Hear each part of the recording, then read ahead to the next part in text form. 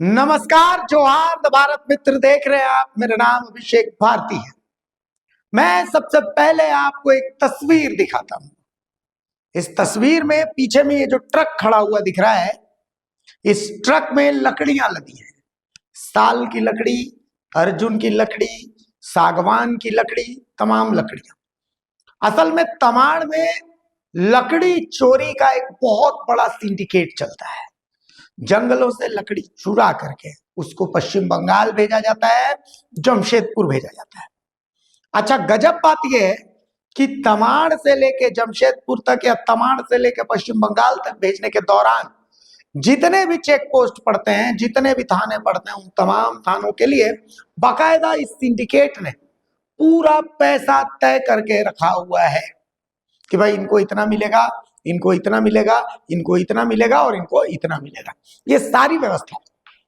लेकिन 3 दिन पहले इस व्यवस्था में कुछ गड़बड़ी हो गई, और गड़बड़ी हुई तो फिर तमाड़ थाना ने लकड़ी लदी गाड़ी पकड़ ली।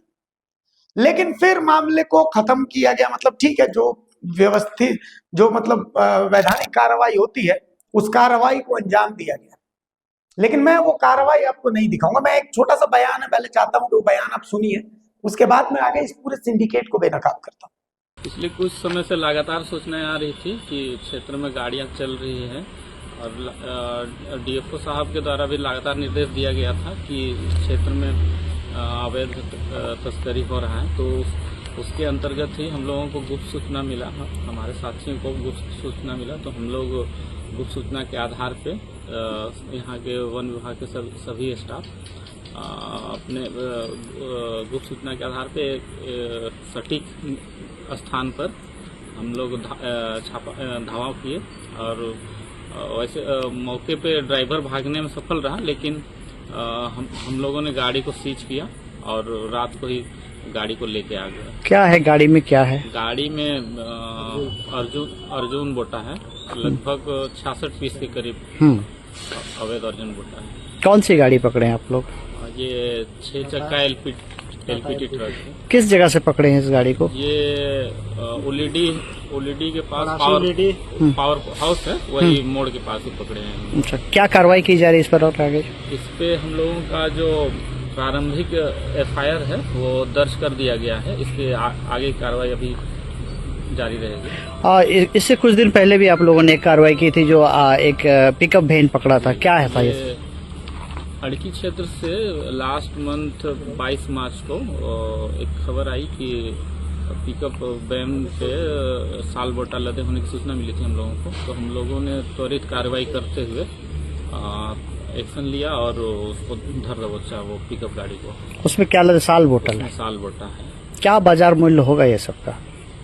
ये तो अभी जांच करने के बाद ही पता चलेगा एग्जैक्ट। दोनों ही मामले में क्या कार्रवाई की जा रही है? दोनों का भी प्रारंभिक एफआईआर दर्ज कर दिया गया है। ये आगे इस पे कार्रवाई की जांच करके। सुना आपने, लकड़ी चोरी का ये सिंडिकेट है। इस सिंडिकेट में 3 बहुत महत्वपूर्ण किरदार हैं। उन तीनों महत्वपूर्ण किरदारों से मैं आपको मिलवाता हूं। किरदार नंबर 1 ये है सुरेश महतो। ये भुइयाडीह के रहने वाले सुरेश महतो इस जंगल से लकड़ी चुराने के सिंडिकेट को हेड करते हैं, और सुरेश महतो का पार्टनर है इसमें, जिसका नाम है रड़गांव का रहने वाला जियाउल। सुरेश महतो और जियाउल मिलकर के आज से नहीं, पिछले कई सालों से तमाम से सटे हुए जंगलों में लकड़ी चुराते हैं, और उन लकड़ियों को जमशेदपुर और बंगाल भेजते हैं। और इस पूरे खेल में इनकी मदद करता है जमशेदपुर का एक शख्स जिसका नाम है मझला। मझला जो है, ये जमशेदपुर में इन लकड़ियों को बाजार उपलब्ध कराता है। जमशेदपुर जितनी भी गैर लाइसेंसी लकड़ियां पहुंचती हैं, उन लकड़ियों को लाइसेंस दिलाने का काम, मतलब उनको एकदम नियम संगत कर देने का काम इसी मझला का है। यहाँ तमाड़ से लेकर के जमशेदपुर तक जितने थाना पड़ते हैं, इन तमाम थानों की सेटिंग होती है। सबको, किसी को 10,000, किसी को 15,000, किसी को 10,000, किसी को 5,000, ये तमाम जो व्यवस्था ये की हुई है। लेकिन इस बार गड़बड़ी हो गई, और गड़बड़ी हो गई तो ये पकड़े गए।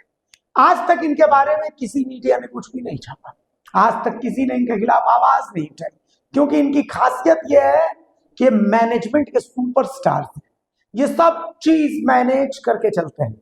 लेकिन अब जब भारत मित्र इस पूरे सिंडिकेट का खुलासा कर रहा है, तो क्या अब इस सिंडिकेट पर पुलिस और प्रशासन एक्शन लेगा, या चीजें वैसे ही मैनेज करके चलेंगी जैसे पेपर लीक की सारी चीजें मैनेज करके चल रही, ये देखना है।